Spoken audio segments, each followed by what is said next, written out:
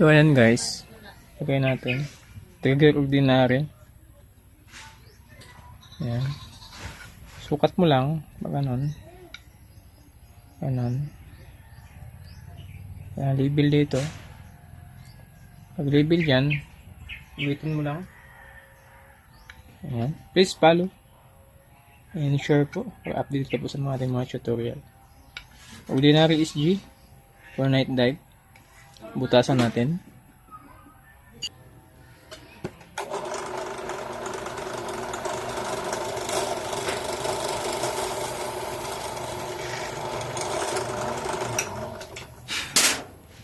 Ayan, nabutasan na. Lagyan natin ng lock.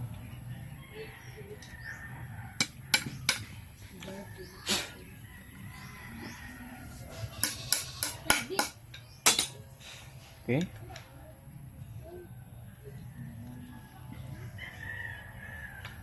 Next, lock for shafting. Para sa shafting natin.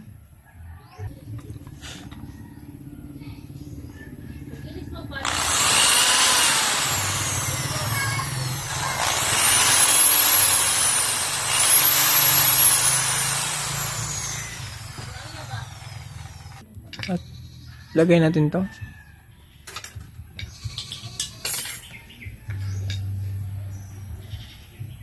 Oo nga ba? Awas video guys!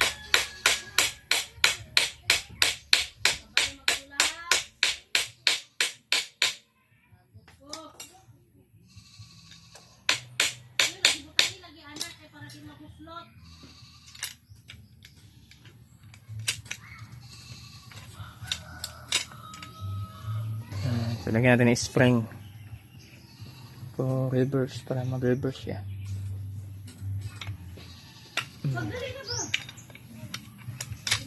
Ordinary SG. Thank you for watching. Please subscribe my channel and follow and share.